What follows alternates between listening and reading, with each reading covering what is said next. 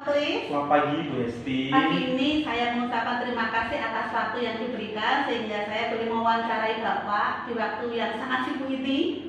Ya, saya mau bertanya tentang kepemimpinan Bapak selama di TK Miriam. Apakah berkenan Pak? Oh boleh. Nanti sambil saya catat ya Pak. Silahkan. Oke, pertanyaan pertama. Selama ini bagaimana Bapak mengidentifikasi kasus-kasus yang merupakan dilema etika atau rujukan moral di TK Miriam? Selama ini yang kami alami yaitu jelas kami melihat kasus ya, karena memang TK itu kan berbeda dengan unit yang lain lebih besar ya, lebih pendekatannya ke orang tua. Biasanya kami bekerjasama dengan orang tua untuk mengidentifikasi kasus yang dari di sekolah, kemudian dan komunikasi dengan orang tua dan juga melibatkan guru tentunya. Begitu. Oke, terima kasih. Langsung ya Pak, yang kedua, selama ini bagaimana Bapak menjalankan pengambilan keputusan di TK Miriam, terutama untuk kasus-kasus di mana ada dua kepentingan yang sama-sama benar atau ini adalah sama-sama mengandung nilai kebajikan. Oke, baik. Untuk pengambilan keputusan ini memang kita harus menjadi pihak yang balance ya Bu, maksudnya kita harus juga berpihak satu sisi kepada siswa dan juga satu sisi kepada yayasan. Jadi harus benar-benar seimbang sehingga nanti kebijakannya tidak merugikan yayasan dan juga tidak merugikan siswa. Gitu. Oke, luar biasa sekali. Balance ya Pak, Iya, antara di lembaga dengan betul. Kebutuhan anak. Iya, Ya. betul sekali. Yang ketiga, langkah-langkah atau prosedur apa yang Bapak biasa lakukan selama ini? Untuk penanganan kasus seperti ini, biasanya kami itu prosedurnya pasti ada komunikasi dengan guru yang bersangkutan. Kemudian kita selalu rutin mengadakan briefing pagi untuk menemukan permasalahan yang ada. Nanti kita mengambil tindak lanjutnya, apakah akan diselesaikan saat itu atau kita butuh waktu untuk pemanggilan pada orang tua. Sehingga penyelesaiannya berjalan dengan baik dan tidak merugikan pihak manapun. Gitu. Oke, luar biasa sekali. Berikutnya Pak, langkah-langkah yang mungkin saya tanyakan hal yang efektif biasanya Bapak dalam pengambilan keputusan selama ini bagaimana? Oh baik, mungkin kalau yang di TK itu memang masalah paling krusial itu adalah tentang keuangan ya. Jadi memang yang pertama jelas kami harus menganalisis bagaimana tingkat kemampuan orang tua. Apakah memang dia mampu atau mereka memang sebenarnya tidak mampu dan butuh bantuan. Sehingga kami perlu penyelidikan, home visit, sehingga dalam pengambilan keputusan ini tidak merugikan kedua belah pihak. Meskipun kami tahu bahwa yayasan punya tuntutan untuk bisa menyelesaikan administrasi sekolah. Gitu. Oke, luar biasa sekali. Home visit itu ya Pak kata kuncinya. Berikutnya, hal-hal apa yang selama ini menjadi tantangan Bapak dalam pengambilan keputusan tentang kasus dilema etika ini? Kalau dalam dilema etika itu memang biasanya kurangnya kerjasama orang tua ya, padahal di awal tahun ajaran baru kita sudah selalu memanggil orang tua untuk sosialisasi program, namun masih ada beberapa orang tua yang abai akan program sekolah sehingga itu menjadi kendala untuk kami. Jadi keterbukaan orang tua juga pengaruh buat kami. Oke, luar biasa ini. Terima kasih Pak. Berikutnya, apakah yang Bapak punya jadwal ini terjadwal atau Bapak langsung menangani kasus dilema etika yang selama ini ada di TK Miriam?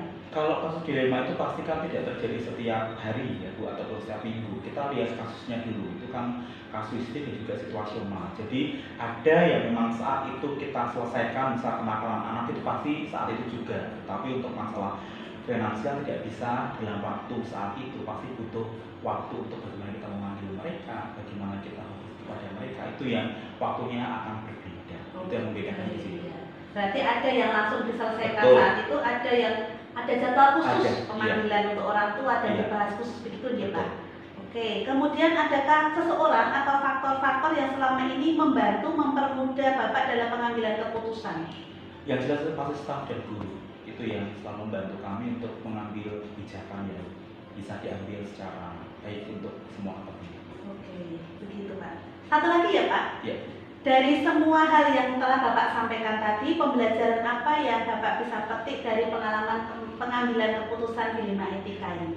Mungkin yang bisa saya petik adalah bagaimana kita menjadi seorang pemimpin yang humanis, di mana kita bisa bersikap adil, bijaksana terhadap kebijakan yang harus kita berikan kepada siswa yang nantinya bisa berdampak baik untuk yayasan maupun kepada siswa dan orang tua. Dia harus jadi pemimpin yang humanis dan bijak. Oke, luar biasa. Jawaban terakhir ini nendang sekali ya Pak. Saya jadi terinspirasi bahwa Bapak selalu mengedepankan dari jawaban tadi adalah kepentingan murid itu yang diutamakan, Iya, bahwa betul mereka sekali. adalah bagaimana sekolah itu hadir adalah dengan mewujudkan kepentingan murid, tetapi tidak mengesampingkan dari yayasan. Jadi seimbang, balance ya, sehingga dapat berjalan dengan lancar. Iya. Terima kasih waktunya Bapak, Sama-sama. sudah membantu kami belajar banyak hal tentang kepemimpinan, bagaimana menanggapi dilema etika selama ini. Sukses selalu, Terima Tuhan kasih. memberkati. Tuhan memberkati. Sukses selalu, Bu. Amin. Selamat siang Brenda. Bagaimana kabarnya hari Luar ini? biasa. Oke. Mohon maaf saya minta waktu Brenda sebentar berkaitan dengan wawancara tentang kepemimpinan Brenda sebagai Kepala Sekolah Desa Ba'alisis. Apakah boleh berkenan waktunya? Boleh, Ya. Gusti, silakan. Nanti saya ajukan beberapa pertanyaan dan saya mencatat ya Bu. Ya. Oke. Siap. Pertanyaan yang pertama, selama ini bagaimana Brenda mengidentifikasi kasus-kasus yang merupakan dilema etika atau rujukan moral di Yayasan Santo Aloysius? Yang ada di Jalur itu termasuk untuk orang yang lebih baik dan sopan karena tidak terlalu merisaukan. Berarti posisinya aman ya, Aman, posisi aman. Kira-kira apakah pernah ada dilema etika yang dihadapi kasus tertentu dan Brenda lalu dikonsultasikan dengan guru gitu? Tidak ada. Terima kasih Bu. Berikutnya, selama ini bagaimana Brenda menjalankan pengambilan keputusan di sekolah, terutama untuk kasus-kasus di mana ada dua kepentingan yang sama-sama benar atau sama-sama mengambil nilai kebajikan. Diprioritaskan mana yang lebih penting, lebih utama, dan juga diutamakan mana yang lebih lebih penting sekali. Jadi selalu dipertimbangkan mana. Jadi pertimbangannya adalah skala prioritasnya Ya, ya. selalu dicari. Kemudian, langkah-langkah atau prosedur seperti apa yang biasanya Brenda lakukan selama ini?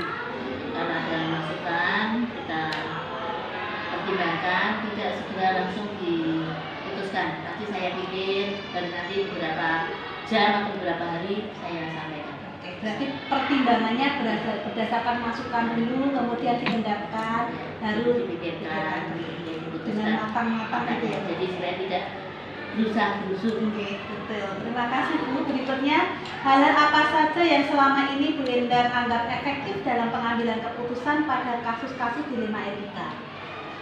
Melihat para orang tua dulu itu saya kadang yang melihat kok situasi seperti itu, tapi kadang juga lihat kembali apa yang lebih baik dan selalu tidak dengan cepat negatif. Berarti selalu berusaha positif Ya, menanggapinya. ya. Gitu. Jadi tidak mudah emosi kalau saya. Berikutnya Bu, hal-hal apa saja yang selama ini merupakan tantangan Bu Endar dalam pengambilan keputusan? Keputusan itu setiap di sekolah ini kan banyak orang macam-macam pribadinya, ada yang seperti ini, ada yang seperti ini. Dan kalau ada masukan-masukan saya biasanya diam, tapi saya selalu mengambil ada sisi positifnya dari setiap pribadi, ada kelemahan, ada kelebihan. Jadi nanti kita jadikan satu menjadi lebih baik. Jadi yang satu lambat, yang satu cepat, harus diusahakan supaya tengah-tengah, supaya semua berjalan lancar. Oke, berarti prioritasnya adalah tantangannya adalah keragaman karakter setiap pribadi yang berbeda-beda itu bagaimana nanti mengambil ujung tengah yang terbaik itu atur semua. Apakah yang Bu Endar miliki untuk mengambil keputusan itu ada jadwal atau langsung Bu Endar lakukan penyelesaian saat itu juga tanpa terjadwal? Tidak, kalau saya itu segala sesuatu berdasarkan keputus. Jadi mau umpamanya kayak kemarin saya mau pulang atau mama tuh saya atau mau pergi kemana itu saya mesti nanti sesuai dengan keputus. Sampai pernah Budes tuh ketawa kayak oh ya mau berdasarkan keputus. Jadi sangat percaya ya dengan Tuhan, berarti bisa saja itu nanti saat itu ada kasus langsung diselesaikan karena Roh Kudus atau nanti dipertimbangkan dulu ada waktu khusus untuk diselesaikan begitu ya. Yang utama adalah Roh Kudus yang berjalan ya. Roh Kudus membisiki saat ini langsung atau nanti dulu terjadi. Dan itu saya tidak pernah apa yang saya rencanakan bicara itu keluar. keluar dari mulut saya juga nggak clear kok saya bisa ngomong seperti itu. Siapa saya Roh Kudus yang Iya, menuntun iya. luar biasa sekali. Kemudian adakah seseorang atau faktor-faktor yang selama ini mempermudah atau membantu Bu Enda dalam pengambilan keputusan? Ya, ada kadang ya yang senior atau yang berbeda apa kadang ya saya kalau sekiranya itu bukan nggak baik dibicara sama PH saya gimana terus saya diam kami sama-sama pasti memberikan jalan keluar itu yang saya dan tidak setiap orang saya jangan Satu lagi Ibu, dari semua hal yang telah Bu Enda sampaikan, pembelajaran apa yang dapat Bu Enda petik dari pengalaman Bu Enda mengambil keputusan di lima etika? Belajar untuk lebih tenang, lebih sabar, lebih bijaksana, dan jangan sampai tidak bisa hidup kalau ngomong itu jadi harus dipikir. Luar biasa sekali jawabannya. Terima kasih jawabannya dan waktunya Bu Enda. Semoga semakin sukses ke depannya. Tuhan memberkati, Roh Kudus selalu menyertai. Terima kasih. Besti. Ya.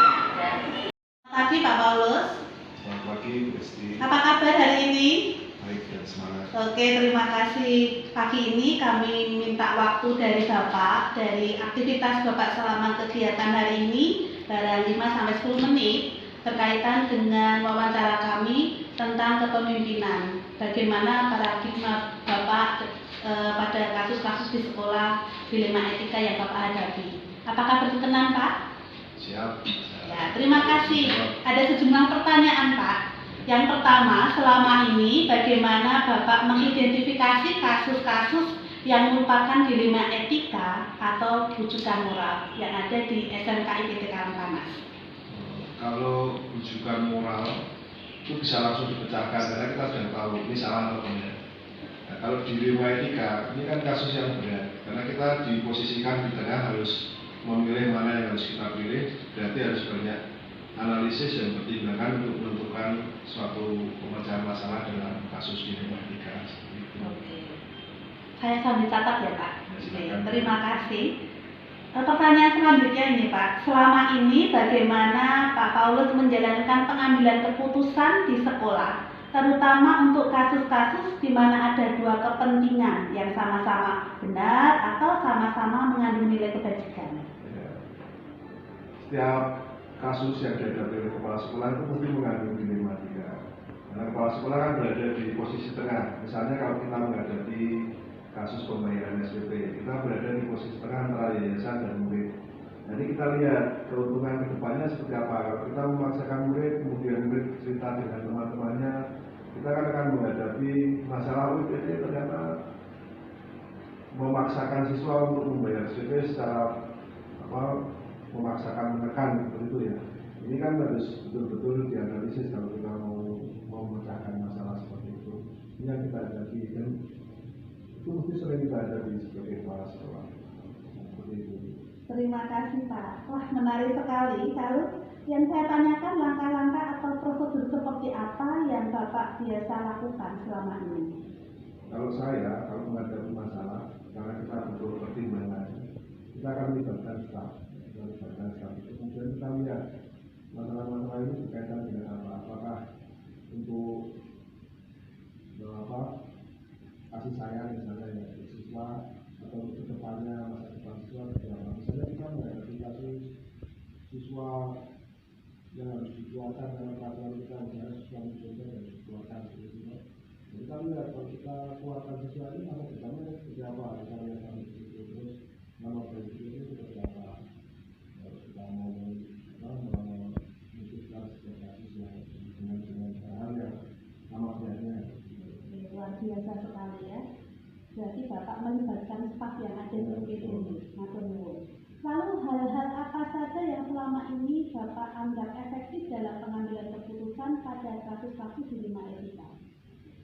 Yang saya anggap efektif biasanya saya melihat untuk kedepannya, untuk kemajuan PT kedepannya, apakah ini membuat nama baik PT jelek atau tidak, itu saya lihat di situ. Karena kan kita sekolah, dan kita harus terus hidup sekolah itu. Makanya setiap masalah yang kita hadapi, kita mempertimbangkan dengan sungguh apakah ini berpengaruh dengan kelangsungan di sekolah atau tidak di kelangsungan di kelanjutan. Ini seperti itu. Terima kasih Pak. Kemudian yang kami lakukan berikutnya adalah bertanya tantangan dalam pengambilan keputusan pada kasus dilema etika yang Bapak hadapi seperti apa?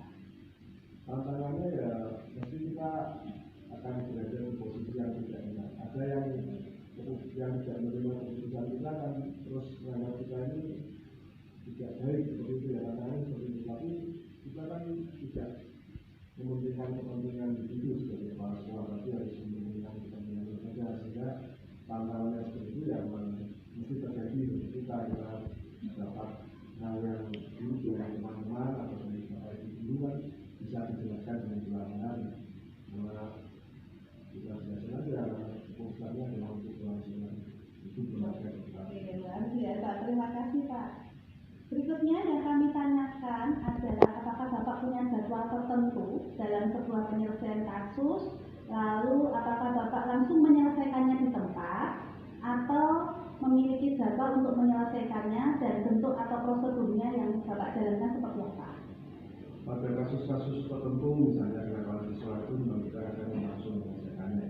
Tapi kita ada waktu khusus tepat nih yang dulu bimbingan konseling itu ada waktu khusus untuk konsultasi kasus seperti ini yang memang dihadapkan dengan kasus-kasus dilema etika.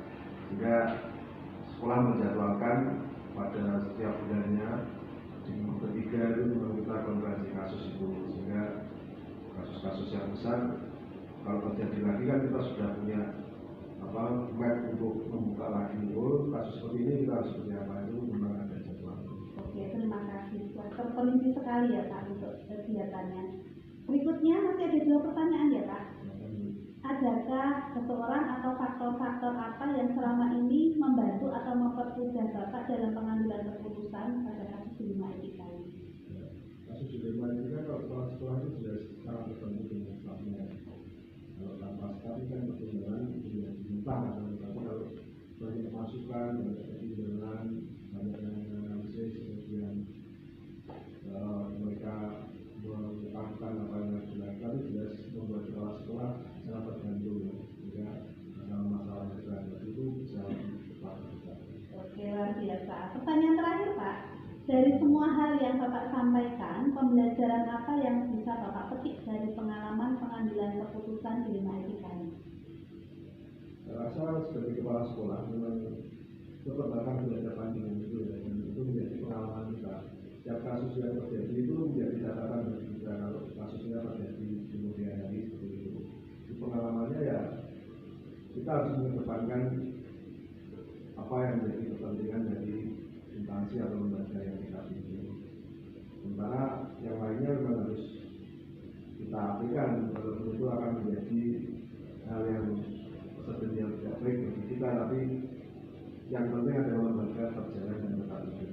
Oke, terima kasih atas waktunya Pak, sehingga saya punya banyak pencerahan tentang praktek paradigma dilema etika yang sudah dilaksanakan di IPB Karangpanas, kemudian prinsip-prinsip yang Bapak jalankan, termasuk melibatkan para staf untuk membantu dalam pertimbangan, memberikan saran, sehingga setiap kasus dilema etika baik yang dihadapi oleh siswa maupun di antara rekan-rekan kerja bisa teratasi dengan baik. Terima kasih waktunya, sekali lagi sukses terus untuk tanggung jawabnya sebagai kepala sekolah. Semangat Pak.